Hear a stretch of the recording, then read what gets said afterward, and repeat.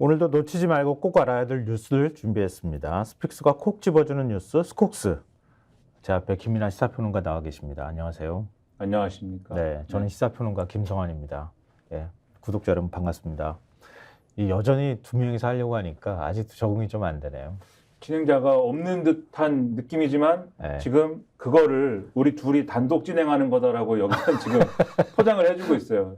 우리 둘이 단독 진행을 하는 건지 아니면 진행자가 다른 이유로 없어진 건지는 약간 애매하지만 네. 우리가 이 어색함을 빨리 벗어나서 네. 진짜 진행자로 발돋움해야 되는데 참 아직까지는 이 많이 두 부족한 사람이 것 같습니다. 단독 진행을 하는 것이다라는 점을 다시 한번 강조드립니다. 절대 여기 있던 네. 진행자가 없어진 것이 아니다. 네. 알겠습니다. 우리 단독 진행.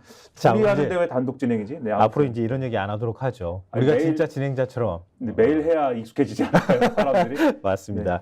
자, 구독자 여러분들 좀 적응해 주셨으면 좋겠습니다. 자, 오늘도 이제 신문 분석을 좀 해야 될 것 같은데요. 신문 제목을 한번 좀 달아봤어요. 오늘 신문의 가장 핵심적인 내용을 한마디로 정리하면 하루 만에 드러난 한동훈의 알맹이 없는 의정 갈등 중재. 이렇게 좀 뽑아봤습니다. 왜 이런 말씀을 저희가 드리는지 곧바로 신문을 보여드리면서 말씀을 전하도록 하겠습니다. 한국일보 일면 보여드리겠습니다. 의대 교수 줄사표, 2,000명 갈등, 도돌이표. 이 도돌이표라고 하는 글자 때문에 저희가 한국일보 일면 기사를 뽑아봤어요. 그러니까 한동훈 국민의힘 비대위원장이 결국 이제 의정 갈등이 파국으로 가기 직전에, 그러니까 의사들이 특히 이제 의대 교수들이 줄사표를 내기 전에, 사직서를 내기 직전에, 그리고 또 전공의들이 뭐라고 하죠? 면허 정지 처분을 되기 전에. 그렇죠. 이틀 전에 한동훈 위원장이 이제 나서서 결국 중재하는 모습을 보였고 윤 대통령이 그 중재를 받아들였잖아요. 근데 그때도 이게 과연 이걸로 될까 이런 생각을 저희가 구독자분들한테 알려드렸는데 실제로 그게 현실화되고 있다 이렇게 봐야 될 것 같아요. 하루 만에 뭐 드러난 거죠. 지금 한국일보 일면을 보셨지만 네. 사실 신문 지면의 제목은 좀 점잖고요. 지금 다시 한번 한국일보 일면을 보여주시면은 한국일보 일면 제목이 상당히 점잖지 않습니까? 의대 네. 교수 줄사표, 2,000명 갈등 도돌이표. 네. 근데 이게 인터넷에 기사 쓸 때는 좀 더 제목이 와일드하거든요.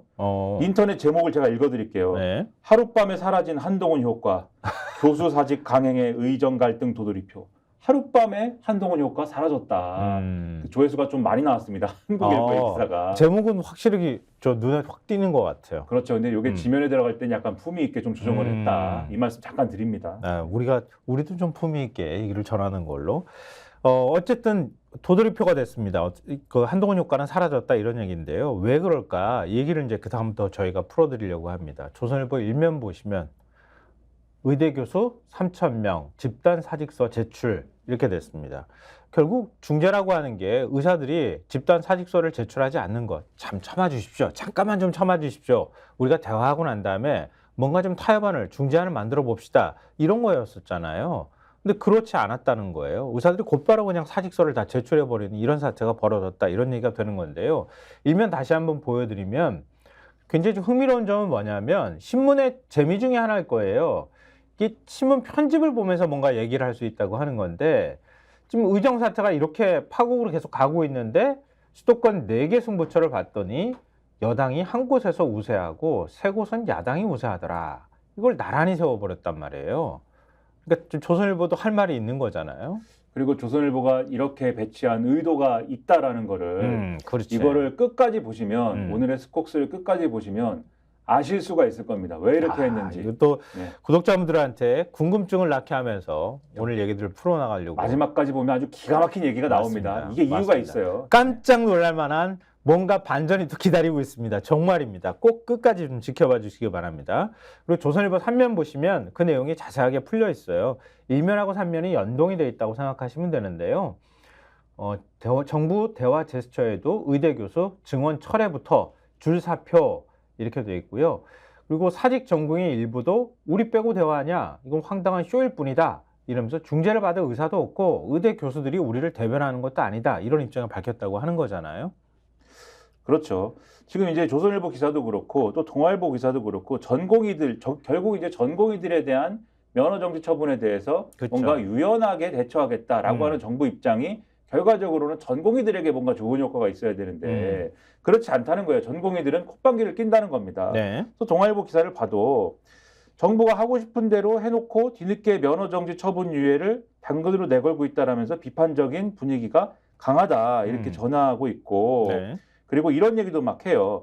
지금 이제 결국은 한동훈 비대위원장의 대화를 나눈 상대는 전의교협이지 않습니까? 그렇죠. 이 전국 의대 교수협의회 이쪽인데 전국이도 대변하지 않고 의료계 전체를 대변하지도 않는 조직이기 때문에 그쪽하고 중재를 한다든지 뭐 이럴 수 있는 상황이 아니지 않느냐라고 전공의들이 얘기를 하고 있는 거고 그 다음에 이런 얘기도 한다고 합니다.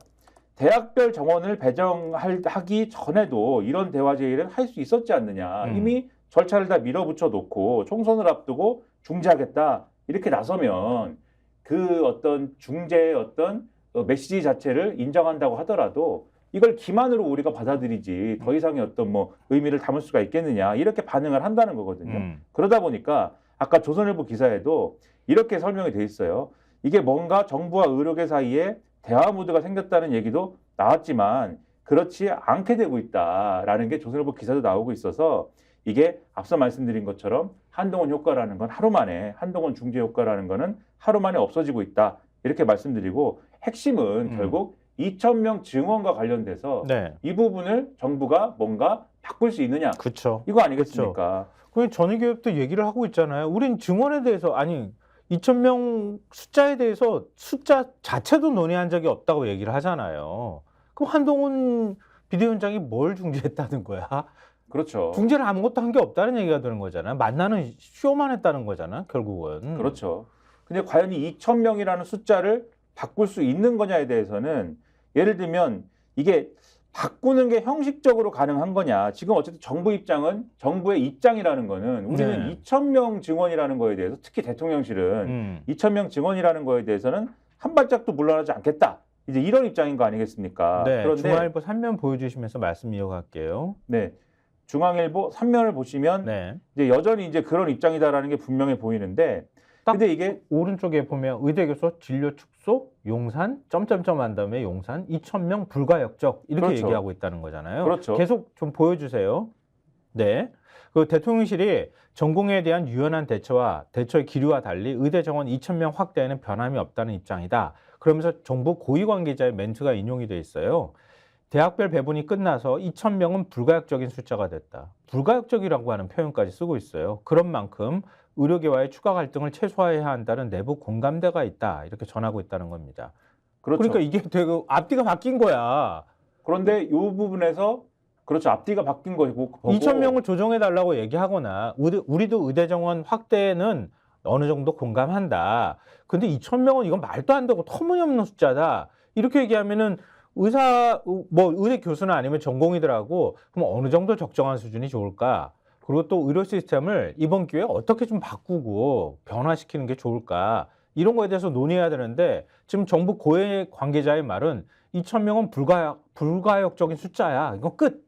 대신에 너네들이 너무 반발하니까 우리가 그 부분에 대해서는 얘기할 수 있어. 이런 입장이라고 하는 거잖아요. 그렇죠. 2,000명 말고 다른 거에 대해서 한번 얘기해 보자. 뭐 이런 것이 정부 입장인데 근데 이거는 입장이지 않습니까? 네. 형식적인 부분에서 정말 불가능한 거냐, 이제 되돌릴 수 없는 강을 건넌 거냐. 네. 예를 들면 한겨레 같은 기사를 보면 이렇게 써 있어요. 정부 관계자들은 2,000명 조정이 불가능하진 않지만 쉽지 않다고 밝혔다. 무슨 얘기냐면 교육부가 학교로부터 수요 조사를 받아 배정까지 한 상황이다라면서 완전히 불가능하진 않지만 큰 혼란을 초래할 것 같다. 이렇게 얘기하고 있다는 거예요. 네. 그리고 이 조정한다는 얘기가 없다면 2,000명 증원은 그대로 가는 거다라고 얘기를 하면서도 조정 여부는 복지부와 교육부가 협의해 봐야 된다라고 지금 교육부가 얘기를 했다는데 무슨 얘기냐면 정부가 의지를 가진다면 이 형식적으로는 의지를 가진다면 조정의 여지는 있다라는 얘기를 정부 관계자들은 한다는 겁니다. 그건 뭐예요? 그러니까 일정이라든가 그리고 어떤 뭐 이런 뭐 절차라든가 이런 걸 감안하면 이 대통령이 어느 날 2,000명 그러면은 지금이라도 뭐 이 여러 절차를 거쳐가지고 좀 여러모로 줄이는 방안에 대해서 얘기를 해봅시다. 라고 하면 방법이 없는 건 아니다. 네. 근데 근데 대통령실은 그렇죠. 그렇죠. 대통령실은 의지부동이다. 2,000명은 이미 우리가 방침이기 때문에 2,000명에 대해서 우리가 물러날 생각이 없습니다. 라고 얘기하는 거에 가깝다라는 거고 요거를 좀 더 이제 그 시나리오라고 해야 될까요? 네. 어떤 시나리오가 가능할까에 대해서 좀 구체적으로 좀 더 이제 볼 수 있는 대목이 사실 중앙일보의 이제 이면 기사예요. 이게 좀 중앙일보 이면을 보여주시면 좋겠네요. 이면 네, 보면 2면 3면을 저희가 일부러 그래서 아까도 같이 그렇죠. 보여드렸어요. 여기서 2면 3면에서 드릴 말씀이 진짜 많거든요. 그렇죠. 이면을 보면 제목이 이제 5월 의대 정원 확정 앞두고 대학 변수에 떤다 이렇게 돼 있지 않습니까? 네. 의대 정원을 확대하는데 대학에 무슨 변수가 있느냐 이렇게 생각하실 수가 있어요. 근데 이런 얘기가 나온대요. 대학 내부에서는 아예 이 배정된 증원분이 감축되는 시나리오까지 염두에 두고 대응하자는 의견도 나옵니다. 비수도권의 한 대학처장이 향후 의대 증원 계획에 대해서 이렇게 말했다라고 기사에 표현이 되어 있어요. 대학별 정원 배정 이후 상수로 여겨졌던 2,000명 증원에 미묘한 변화가 감지되고 있다고 판단했기 때문이다. 이런 건데 그러니까 얘기하면 이런 거잖아요. 지금 이제 각 대학별로 정원을 어떻게 배정할지는 정해진 거잖아요. 그렇죠. 또 각 대학별로 뭐 100명이다, 200명이다 이건 정해진 건데 5월이 되면 모집 요강을 발표를 해야 되는 거니까 앞으로 시간은 좀 남아 있는 거잖아요. 그렇습니다. 근데 그 사이에 지금 총선이 끼어 있는 거고, 근데 대학들이 볼 때 의대 정원 문제 조정의 여지가 있긴 있는 걸까? 좀 어찌 됐든 간에 변화의 여지가 있으면 우리 배정이 지금 배정되는 그 의대 정원 숫자가 줄어들게 되잖아요. 그렇죠. 그것 때문에 대학들이 떨고 있다. 그렇죠. 혹시 우리가 계획해 놓은 게 뒤집어질 수도 있다라는 것까지 우리는 준비를 해야 되나? 이러고 있다는 건데 예. 구체적으로 어떻게 할 수 있냐? 이게 이제 정부가 입장을 밝히는 것도 있을 수가 있고, 그러니까 입장을 바꾸는 것도 있을 수가 있고, 네. 그다음에 조금 더 이거는 이제 절차적으로 한국의학교육평가원이라는 데가 있습니다. 맞아요. 줄여서 예. 의평원이라는 데가 있는데 의대 인증평가라는 걸 하게 돼 있어요. 네. 여기가 이제 교육부가 지정한 의과대학 교육평가 인증기관인데 여기가 예를 들면은 이 증원에 걸맞은 교육 여건 조성이 됐는지 여부를 판단을 해가지고 인증을 해야 하는 기관입니다. 근데 그럼 각 대학별로 가서 이거 한 200명 정도 정원한다고 하는데 이거 제대로 교육시킬 여건이 돼 있어? 이거 확인하고 평가하는 작업을 한다는 거잖아요. 그렇죠. 근데 여기서 만약에 불인증 받았다라고 하면 그 불인증 받은 결과를 토대로 또 정부가 그러면 여긴 예를 들어서 뭐 100명 증원하기로 한 대학인데 이 증원 규모를 줄이거나 네. 아니면 이 증원을 하기로 한 거를 취소하거나 이렇게 갈 수도 있는 거죠. 혹시라도. 그것도 또 조정 여지가 남아 있는 거네요. 그렇죠. 그렇기 때문에 그것과 관련돼서도 우려가 있고 그다음에 마지막으로 이 기사에 나오는 게 4월 총선이 의대 증원의 변곡점이 될 수 있다는 전망도 있다. 오히려 이제 뒤집어서 이런 얘기도 해요. 무슨 얘기냐면 대학들이 이 아까 말씀하신 대로 대학교육협의회에 신입생 모집 계획을 제출하는 게 총선 후인 5월 말까지인데 총선 이후에 증원의 드라이브를 거는 강력한 리더십이 사라질 경우에 대학 내에서도 추진 동력을 잃어버릴 수 있다.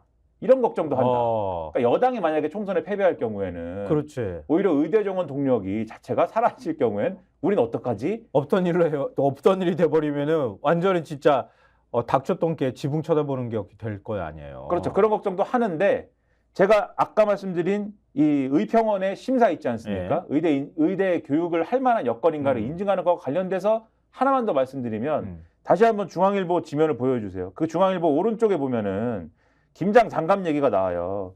저보고 깜짝 놀랐어. 네. 4배 증원 예정 충북대 김장 장갑 끼고 실습 이렇게 돼 있지 않습니까? 무슨 얘기냐면 이게 이제 지난번에 의대 증원분 배분한 대학 중에서 가장 큰 폭으로 이제 의대 증원이 늘어나는 대학이 이 충북대예요. 뭐 40몇 명에서 200명으로 늘어나나 뭐 그렇지 않습니까? 이 대학이. 그런데 이런 경우에 사실 충분히 그러면 이런 실습이라든가 교육을 할 준비가 제대로 됐느냐를 물어보면은 우리 참 그 정도까지는 준비가 안 돼 있어요. 지금 얘기한다는 거예요. 그래서 이 기사에 2개 대학이 사례로 나오는데 하나가 강원대고 하나가 충북대입니다. 강원대의 경우에는 132명으로 정원이 늘어나게 되는데 지금은 49명 수준이에요. 근데 이 대학도 우리가 증원이 갑작스럽게 결정이 됐는데 132명이라 그러면 지금은 서울대가 135명 아니냐. 서울대에 걸맞는 그러한 서울대 의과대학에 걸맞는 그러한 어떤 교수 충원이나 시설 확충을 하라는 얘기인데 그거 우리 쉽지 않다. 그리고 지방대의 경우에는 실습하려면 시신을 기증받아야 되는데 그것도 드물기 때문에 전국을 다 돌아도 지금 한 10구 정도를 기증받는 것도 지금 뭐 어렵다. 이런 얘기를 하고 그러면 이제 시신 한 구에 막 몇 명씩 달라붙어서 이제 해야 된다. 이런 얘기를 하고 있는 거고 49명에서 200명 규모로 가장 큰 규모의 증원이 이루어진 충북대 의대 교수들의 경우에는 지금 의학용 라텍스 장갑이 부족해서 주유소 장갑이나 김장용 비닐 장갑을 학생들이 돌아가면서 착용해서 실습하는 경우도 있다.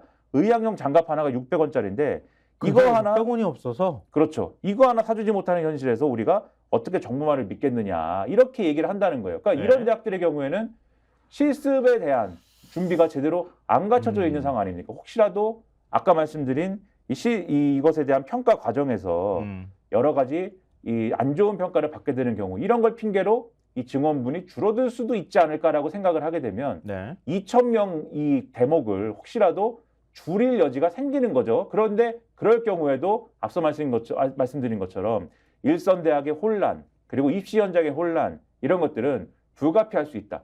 줄여도 문제일 것이다. 이 말씀 드리는 겁니다. 그리고 윤 대통령이 한동훈 위원장의 중재를 받아들여서 한덕수 국무총리한테 지시한 내용이 일종의 뭐 의정 협의체, 대화 협의체를 만들어라 이거였잖아요.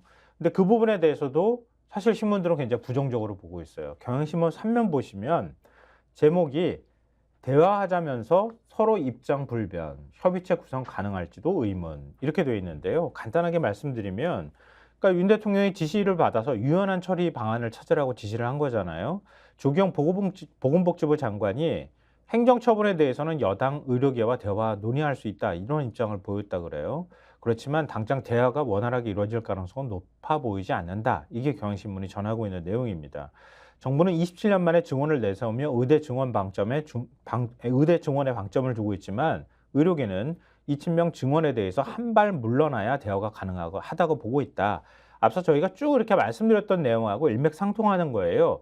더군다나 대화가 쉽지가 않은 게 일단 뭐 의대 교수들이 사직서를 제출하게 되면 그 다음에 의대 교수들이 할 수 있는 방법이 지금 의대 교수들이 주 한 100시간 정도씩 근무를 하고 그런다고 그러는데 지금 주 52시간 근무하겠다고 얘기를 하는 거잖아요. 당장 진료차질이 발생할 수밖에 없는 상황이라는 거 하나 하고요. 또 하나 지금 의협에서 의협 투표가 지금 진행 중인 상황이잖아요. 그렇죠. 근데 지금 결선 투표에 오른 두 후보가 모두 강경 성향을 보이고 있다고 하는 거예요.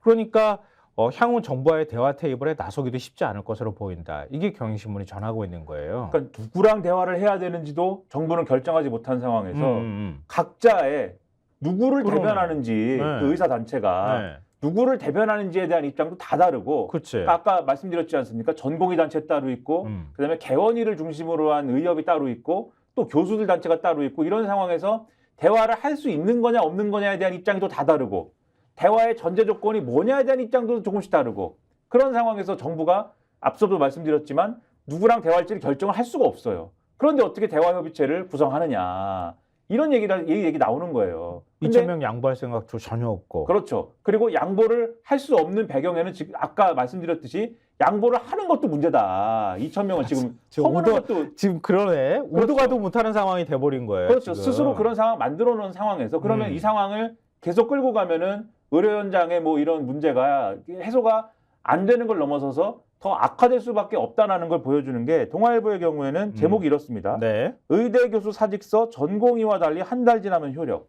그러니까 전공의들의 경우에는 지금 본인들이 막 그만둔다고 했지만 아니야 이거는 우리가 이 업무를 하라고 정부가 업무를 하라고 명령을 내렸는데 그거에 반발하는 차원에서 당신들이 지금 그만둔다고 한 것이기 때문에 그건 인정할 수 없어. 이렇게 그러니까 지금 대응하고 있는 거잖아요. 법률적으로 보면은 전공의들의 경우에는 예를 들어서 1년짜리 계약을 맺는다거나 이렇게 하면 계약 기간이 끝나면은 나갈 사람들이고 그러니까 이런 경우에는 정부가 진료 하라고 명령을 내리면은 해야 된다는 거잖아요. 그렇죠. 근데 의대 교수들 같은 경우에는 대부분 정년 보장이 돼 있는 그런 이제 신분이 보장돼 있는 사람들이잖아요. 이런 경우에는 민법상으로 그만둔다고 하면 한 달 뒤에 그냥 그 사직서가 수리가 되도록 돼 있다면서요. 그렇습니다. 그래서 이 기사를 보면은 말씀하신 대로 민법에 따라 한 달 후인 다음 달 25일부터 이 교수들에 대해서는 계약 해지 효력이 발생한다고 돼 있어요. 민법 660조에 고용기간 약정이 없는 근로자는 본인의 뜻에 따라서 근로계약을 해지할 수 있고 사직 통보 후 1개월이 지나면 효력이 발생한다. 이렇게 돼 있기 때문이죠. 그러면 다시 말하면 지금 요 한 달 내에 무슨 수를 내서 이 사직서 낸 거를 병원이 수리를 안 했지만 수리를 하지 않았더라도 이거는 효력이 된다는 얘기거든요. 네. 수리를 하지 않았지만 이 주 52시간 근무 등을 통해서 유지를 하고 있는 이 상황 내에서 뭔가 수를 찾지 않으면 결국은 사직서를 냈기 때문에 이것은 민법상 효력을 사직서의 효력이 사직 의사의 효력이 갖춰진다는 얘기고 그러면 교수들은 그만둬야 된다는 얘기입니다. 그 전공의들의 경우에는 진료 복귀 명령도 내리고 그리고 진료 유지 명령도 내리면은 어쩔 수 없이라도 해야 되는 입장인데 그거 거부하면 의사 면허 정지 처분을 내릴 수 있는 이런 이제 정부에서 행정력을 동원할 수 있는 수단이 있는데 의대 교수들은 그 수단이 없다. 그렇죠. 한 달 뒤면 끝이다. 다만 이 기사의 마지막에 이제 이런 대목은 나와요.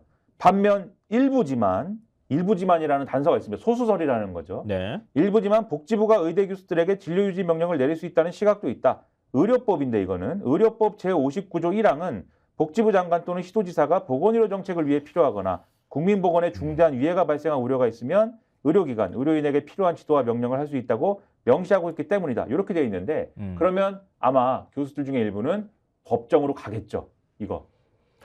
그러면 골치가 상당히 아파질 겁니다. 이 뭐 국민들 입장에서 특히 환자들 입장에서는 이게 이런 사태가 계속 가게 되면 결국 수술도 못 받고 진료도 못 받고 그래서 누구 하나 죽는 거 아니냐 이런 공포심에 지금 시달리고 있는 상황인 거잖아요. 그러니까 애초에 첫 단추를 잘못 깨고 나니까 지금 문제 해결도 쉽지 않은 이런 상황이 된 건데 신문들이 사설에서도 관련 내용들을 지적하고 있어요. 한겨레 신문 사설 제목이 알맹이 없는 의정 갈등 중재 총선만 의식해서는 안 된다.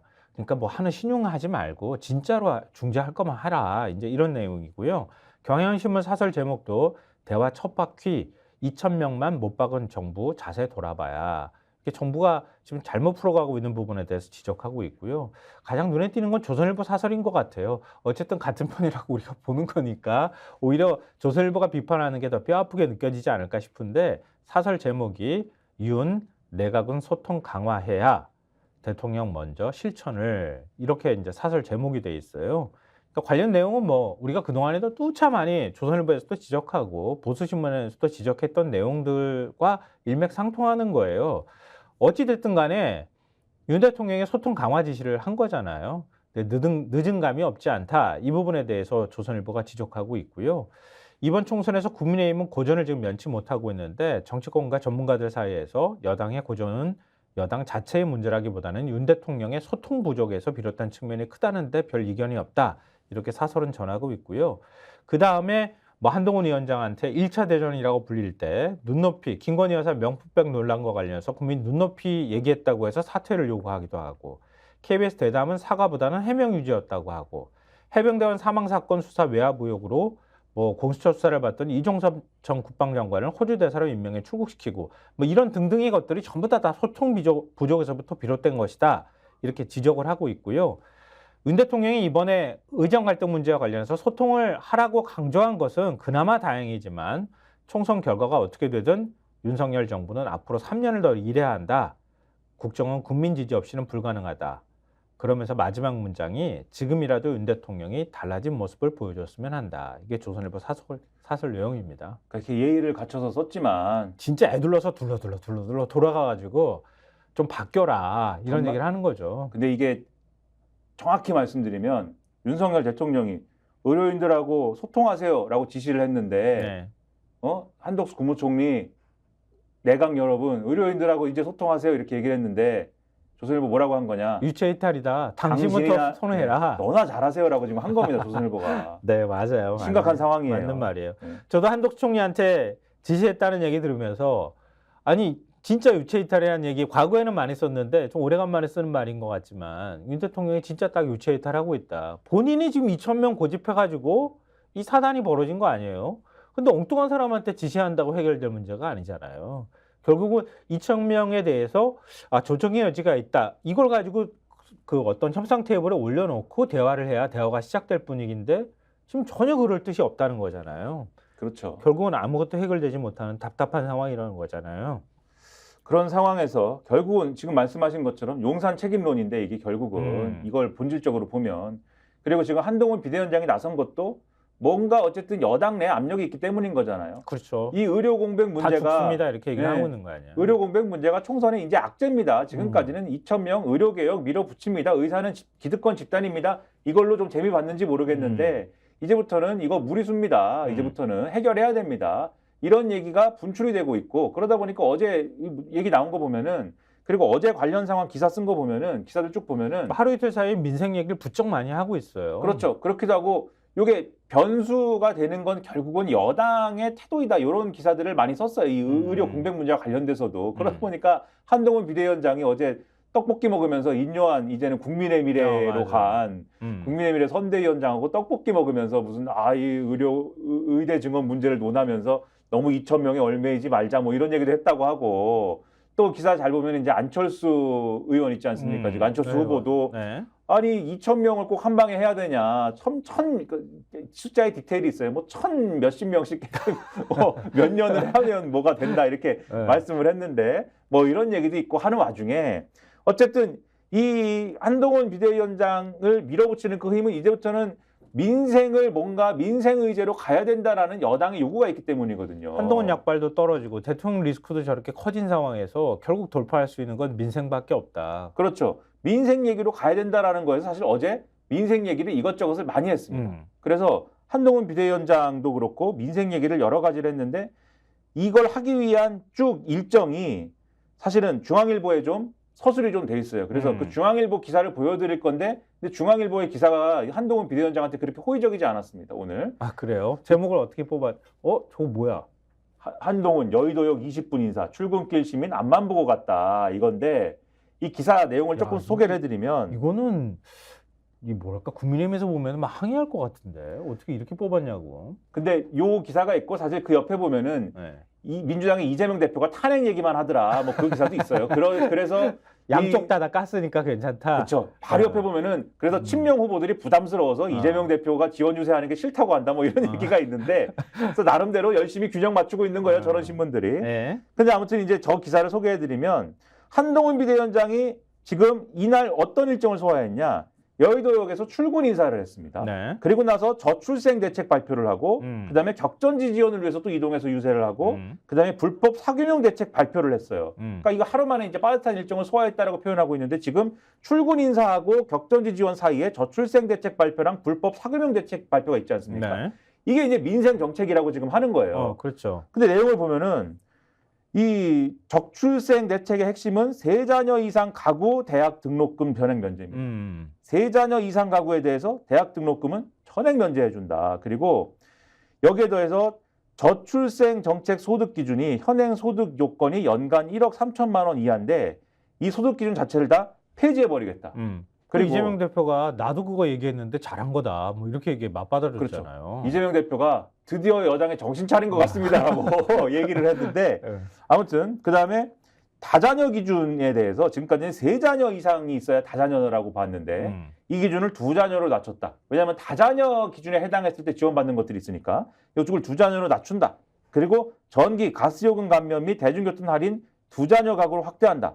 육아기에 대해서 육아기에 있는 이제 이 국민에 대해서 탄력근무제를 의무화한다 등의 이제 내용 등이 저출생 대책 핵심이라는 거고 또 반사회적 불법 채권 추심의 경우에는 대부 계약을 원천 무효로 하는 방안을 도입하겠다라고 주장을 했고 그 외에 단통법 얘기 뭐 이런 것도 했는데 이런 걸 두고 선대위 관계자가 매일 폭발력 있는 민생 대책을 내놓을 것이다라고 얘기를 했대요. 근데 이전 같았으면은 민주당이 이런 대책 얘기했으면 다 포퓰리즘이라고 그러고 재정이 뭐 펑크난다고 그러고 난리가 났을 텐데 어쨌든 이제부터는 민생뿐이야라고 얘기를 하면서 이런 얘기를 하고 있다라는 걸 중앙일보가 평가를 하면서 뭐라고 했냐. 모처럼 한 위원장의 입은 반 이재명이 아닌 민생을 향했다. 이렇게 서술을 하고 있어요. 어제 중앙일보가 그거 했잖아요. 이달 1일부터 14일까지 그렇죠. 확인 한 위원장이 공개석상에서 한 발언을 봤더니 민생을 딱 3번밖에 얘기 안 하더라. 그렇죠. 이재명은 9번을 얘기하던데. 나머지는 다 반 이재명이나 둥둥 얘기더라. 이래갖고 되겠냐 이런 건데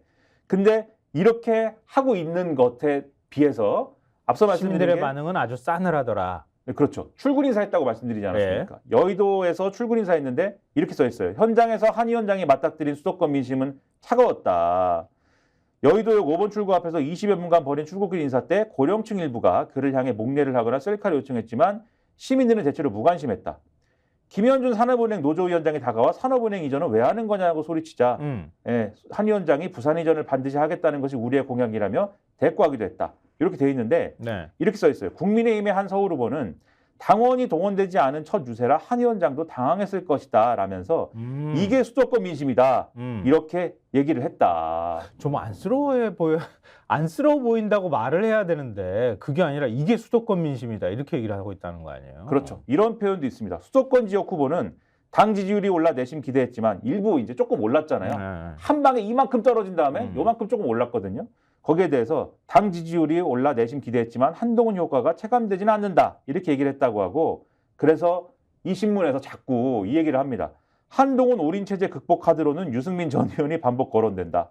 선대위 뭘 또 유승민이야 또 다 돼가지고. 자꾸 이 신문이 얘기를 해요. 왜 그런지 모르겠는데 선대위 핵심 관계자는 유 전 의원의 합리적 보수 이미지가 격전지에 큰 도움이 될 것이라고 말했는데 다만 친윤계 의원은 대통령 동의 없이 투톱 선대위로 갈 수 있을지 미지수다라고 얘기를 했다. 근데 어쨌든 지금 말씀드린 것처럼 민생 얘기 막 밀어붙이고 하지만 오늘 신문들 쭉 봐도 포퓰리즘이다. 이 평가들이 있거든요. 맞아요. 양쪽 다 비판하기에 딱 좋잖아요. 그렇죠. 예. 그런 평가도 있고 해서 이게 언론이나 이런 평가도 별로 좋지 않고 그리고 수도권 민심이나 이런 데서도 지금 사실 별로 체감이 되진 않는데 이런 반응이고 중앙일보는 유승민 전 의원 얘기나 하고 할 거면 진즉했어야지. 선거 한 2주 지금 남겨둔 상황에서 지금 민생 외친다고 그래가지고 국민의 귀에 그게 들어오겠어요. 안 들어오는 그렇죠. 건데 그러면 이번 사태의 진원지라고 할 수 있는 우리 런종섭 씨 뭐 하고 계시나. 이제 백종섭이잖아요. 다 되돌아왔으니까. 그렇죠. 오늘이 26일이거든요. 네. 신명이 25일부터 그 대단한 방산회의를 한다고 하지 않았습니까? 그러네. 네. 그럼 그거는 지금 방산회의 한다 그랬는데 지금 뭐 하고 있을까 궁금한데 그렇죠. 경향신문이 그 내용을 전하고 있습니다. 경향신문 오면 보시면요. 이례적 릴레이 면담 불투명한 일정, 이종섭 귀국용 급조회의 입증 비판. 그러니까 이 비판은 야당에서 하고 있다고 하는 내용인데요. 이게 무슨 얘기냐면은 말씀하셨던 것처럼 방산협력 주요 공관장의 회의 6개 제외 공관장이 모여가지고 25일부터 회의할 겁니다. 이렇게 얘기하고 그 명분으로 다시 출국한 지 11일 만에 귀국한 거잖아요. 근데 그 회의를 안 열고 있다는 거잖아요, 지금. 그러니까 오히려 뭐 국내에 있는 예를 들면 이런 거예요. 그러니까 지금 공관장들이 유관부처 기관장들을 릴레이로 개별 면담하는 방식을 지금 하고 있다는 거예요. 다 모여서 한 자리에 회의하는 게 아니라 우리 이종섭 호주 대사께서 사람들을 한 명 이런 식으로 만나고 있다는 거잖아요. 이게 뭐야? 이 회의야? 면담이잖아. 이게 회의하라고 말씀하셨지 않습니까? 네? 기자가 그래서 물어봤대요. 이게 네. 회의인가요? 이렇게 물어봤는데 네. 별 대답을 안 하더라는 겁니다. 애매하게 대답을 안 하고요? 애매하게 얘기를 하더라는 겁니다. 그래서 방산협력 공관장 회의라는 큰 틀 안에서 면담, 유관기관 방문, 시찰 일정이 이뤄지고 있는 것이다. 아니 무슨 뭐 시찰하러 왔어 국내에? 라는 게 외교부 당국자의 답이래요. 그러니까 예를 들면 우리가 달리기를 한다. 네. 달리기를 제가 건강을 위해서 달리기를 좀 해야 되겠어. 라고 얘기한 다음에 여기 앉아 있는 거예요, 계속. 네. 이렇게 앉아 있는 거예요. 그러면 이제 물어보겠죠. 달리기 왜 안 해? 달리기 시작한 거야, 지금. 여기서 내가 곧 일어나겠지? 일어난 다음에 달리기를 하기 위해서 걸어 나가겠지?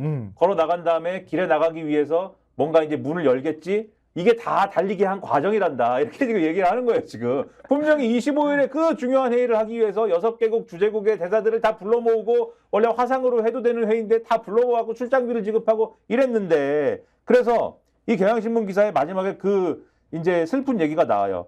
관련 규정에 따르면 재외 공무원이 공무의 목적으로 일시 귀국할 수 있는 기간은 직계 존비 속의 사망이나 유독시, 본인이나 동반가족 치료 필요시 등을 제외하고 연 1회 20일 이내로 제한이 된다. 그럼 어떻게?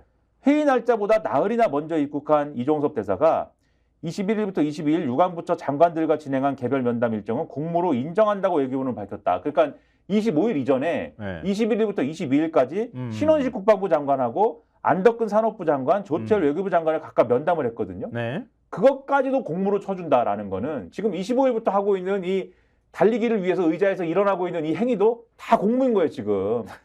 이걸 다 공무로 쳐주면서까지 지금 이렇게 갖다 놓은 이유가 뭐냐. 결국은 근본적인 문제를 해소를 못하니까 이 계속 좀 리스크가 돼가지고 논란이 이 꼬리에 꼬리를 무는 이런 형국이 되어버렸는데. 그렇죠. 그래서 한겨레가 사설도 썼어요. 제목이 열리지 않는 방산회의 이종섭 대사 임명 철회해야. 제목이 이렇습니다. 그러니까 이게 이 회의가 지금 말씀드린 것처럼 열리지도 않는 회의고 전체 회의 일정 자체가 오리무중이고 전체 본회의는 이번 주 후반부에 있을 것이다라고 국방부 대변인이 얘기를 했는데 자세한 일정은 밝히지도 않는다. 각 부처 당국자들과 대사들이 언제 어디서 모여 회의를 하는지도 공개 못할 이유가 뭐냐. 이러니까 기공 명분을 만들기 위해 전례 없는 회의를 급조했다는 의혹이 있는 것 아니냐라면서 이걸 해결하려면 윤석열 대통령이 피의자 대사 임명을 한 것을 걷어들이는 것부터 시작을 해야 된다. 이렇게 지적을 하는 게 이 얘기 할 수밖에 없는 거예요. 윤석열 대통령이 스스로 이 결자 해지해야 된다라는 얘기 할 수밖에 없는데 결자 해지를 할까요? 글쎄요. 하여튼 한겨레 신문이 이거의 회의인가라고 지금 사설에서 묻고 있는데 한겨레 신문 만평 그냥 재미삼아서 보여드릴게요. 이 시차 적응이 안 돼서 지금 누워 계신데, 자 방사총장 만났다고 하는데 근무중 이상무 와가지고 보고하고 간다는 뭐 이런 거네요. 얼굴 보고 가는 거에 면담 뭐 맞나? 아 면담 잠자는 면담이구나 이게. 얼굴이 잘 안 보이는데. 네. 종섭이라 써 있잖아 저기 64 40기. 아니 그 얼굴을 봐야 그래도 면담인데. 면담도 안 보고. 그리고 오죽하면 이런 만평이 실리겠어요. 네, 신문에. 그러니까 64 45기인 방사청장을 만나서 40기인데 선배인데 누워서 잠을 자고 나 잘 테니까 면담했다고 해. 네, 그리고 방사청장은 망이나 본다. 아, 그래 망보고 있구나 이제 보니까. 그렇죠. 주무시는데 불침번이나 서라. 아이고 참. 자 우리 윤 대통령은 뭐 하고 있는지 한번. 그러니까 저거를 얘기해볼까요? 바로 잡으려면 윤 대통령이 지금쯤 뭔가를 하고 있어야 되는데. 그렇지. 뭐 하고 있는지. 네. 아니 근데 민생토론회 안 한다고 했는데 23번째 민생토론회 했어요. 그렇죠. 근데 그 소식을 지금 한국일보에서 이렇게 전하고 있어요. 용인서만 2번째 민생토론회. 아니 안 간 지역도 있는데 왜 용인 가가지고 2번씩이나 민생토론회 하는 거야? 야당에선 이원모 후보 지원 용이다 이렇게 비판을 하고 있다고 하는 내용이잖아요. 그렇죠.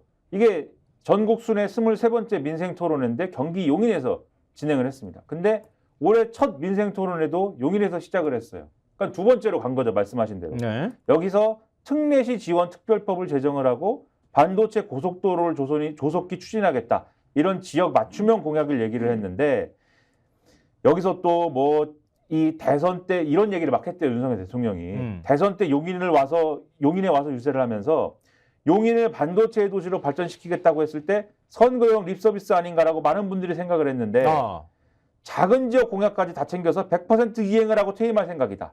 이렇게 얘기를 했다는 거예요. 예. 그러니까 이런 것도 다 총선용이다라고 야당이 비판을 하고 있고. 선거 게임 아닌가 대통령? 그렇죠. 특히 검찰 시절부터 윤석열 사단 막내로 각별하게 신임했던 이원모 전 비서관이 최근 여론조사상 열세를 보인다는 점에서 야당의 이러한 의구심이 더 커지고 있다. 이렇게 의심을 한다라고 한국일보가 기사를 썼고 한국일보뿐만이 아니에요 사실. 네. 경향신문에도 측근 이원모 맞아요. 출마 기간 윤 대통령 반도체 고속도로 추진 이렇게 써 있고 마찬가지로 윤 대통령이 민생토론회를 명분으로 노골적으로 측근 선거운동을 지원하고 있다는 비판이 나온다라고 돼 있고 동아일보에도 관련 기사를 다루면서 이 총선 판세가 혼전 양상을 빚는 용인갑에 윤 대통령의 검찰 출신 참모인 이원모 전 비서관이 출마를 했기 때문에 여당 후보를 향한 지원 사격이 아니냐는 지적 나온다라고 썼거든요. 그러니까 이종섭 대사 같은 문제를 해결하려면은 윤 대통령이 지금 측근 챙기고 이럴 때가 아닌데 오히려 측근을 더 챙기잖아요 지금. 그렇지. 주기환 씨를 민생특보로 막 임명을 하고 이원모 후보를 챙기러 지금 용인에 또 가고 거기서 막 내가 반드시 공약 챙깁니다 이런 얘기를 하고. 뭐 하는 거야 대체? 이종섭 대사를 임명 철회하겠습니까? 절대 안 하죠. 이런 상황이면. 아까 조선일보 우리 사설을 좀 자세하게 전해드렸잖아요. 대통령 소통 똑바로 하고 대통령이 또 똑바로 하라. 지금 뭐 유체이탈하는 것도 아니고 대통령이 변화해야 지금 이거 선거도 치를 판이다. 이렇게 얘기를 하고 있는데 대통령은 요지부동 변할 생각이 전혀 없다는 거잖아요. 그래서 지금 말씀 종합하면 보세요. 의료 공백도 이 중재도 안 먹혀. 그렇죠? 그렇지. 민생 얘기하는데 시민들은 한동훈 그냥 보고 지나치고 가버려. 민생도 안 먹혀. 네. 그다음에 인사도 안 돼. 소통도 안 돼. 야 이게 타짜 같네요. 네. 모두 안 돼. 모두 안 돼. 그럼 저희가 이거 시작할 때 말씀드렸잖아요. 뒤에 큰 게 기다리고 있습니다. 이걸 위해서 오늘 다 말씀드립니다. 이렇게 얘기를 한 게 있잖아요. 조선일보가 왜 일면에 우리 지고 있어요를 왜 했냐. 네. 자, 조선일보 김대중 칼럼을 좀 보여드리려고 합니다. 이거 읽고 난 다음에 저도 깜짝 놀랐어요. 정말. 칼럼 제목이요. 40 총선에 정권이 걸렸다. 이렇게 표현하고 있어요. 보통 이 김대중 칼럼이 이렇게 안 쓰는데 나라의 혼란을 피하기 위해서 그의 결단이 필요할 수도 있다. 이걸 좀 일부러 제가 크게 키워주십시오. 이렇게 부탁을 드렸거든요. 이게 무슨 얘기입니까? 그러니까 이 김대중 씨가 이 칼럼에서 여러 가지 얘기를 했어요. 근데 어쨌든 윤석열 대통령이 여러모로 부족한 상황에서 대통령이 된 건 맞다. 준비되지 않은 상황에서. 그런데 그래도 배워나가고 있다. 예. 뭔가를 갖춰나가고 있다. 그래도 어쨌든 보수의 정체성을 바로잡기 위해서 그동안에 부단히도 노력하셨다. 예를 들면은 뭐 전체주의 세력부터 시작해가지고 그렇죠. 우리 종북 세력 뭐 척결하고 뭐 이런 네. 거는 어쨌든 정체성을 네. 확보하기 위해서 노력한 거다. 뭔가 공도 있다. 그리고 귀중한 업적이다 이렇게 표현했더라고요. 무엇보다도 이렇게 평가를 했어요. 그는 크게 3번 배우고 있다. 부인 건이 그렇고 김건희 여사 건을 얘기하는 그게 거죠. 배우는 거야? 네, 배웠대요. 모르겠어, 하여튼. 네. 맞아가면서 배우는 건가요? 모르겠습니다. 네. 공천 건이 2번째고 공천권이. 의사 파업 건이 3번째다. 당과 충돌이 있을 때마다 그는 한동훈 비대위원장에게 한 발 양보했다. 그것은 대통령으로서 결코 쉬운 일이 아니다. 예. 말은 쉽지만 나는 역대 대통령에게서 그런 것을 본 기억이 없다. 그는 그런 점에서 조금씩 대통령직에 적응하며 대통령학을 배우고 있다고 생각한다. 이렇게 썼는데 네. 근데 어쨌든 이 총선에서 지면 원래 여소야대로 출발을 했지만 이거를 여대야소로 바꿔야 되지 않습니까? 근데 여전히 여소야대가 유지가 되잖아요. 그 상황이 되면 이렇게 써놨어요. 선거 결과 민주당이 제1당이 되면 전국의 주도권은 이재명 대표에게로 넘어갈 수밖에 없다. 윤 정권은 할 수 있는 것이 아무것도 없다. 그런 상황에서 윤 대통령은 더 이상 이름뿐인 대통령 자리에 앉아있을 수 없다. 나라의 혼란을 피하기 위해서 그의 결단이 필요할 수도 있다. 그러니까 이 결단이 뭐예요? 뭘 의미하는 거예요? 저도 이게 무슨 결단을 말하는 걸까? 탄핵은 아닐 것 같고 뭘까 대체? 5년 내내 아무것도 못하는 대통령직 유지할 것인가? 아니면 자리에서 스스로 내려와서 리셋 한번 할 것이냐? 이 후임에게 기회 한번 줄 것이냐? 이게 내각제 국가 같으면 그렇죠. 총리를 내려오면 되지. 국회 예산 한번 던질 것이냐? 그래야 이제 재선거를 하니까. 그렇지. 근데 대통령제 예산 안 되지 않습니까? 네. 스스로 직을 던지고 내려와서 대선 기회 한번 줄 것이냐? 조기 대선 할 것이냐? 이 얘기를 하는데 제가 볼 때는 이거는 잘공갈에 가까운 얘기. 잘공갈하는 거예요. 지금 아무것도 안 먹히니까. 여러분 보세요.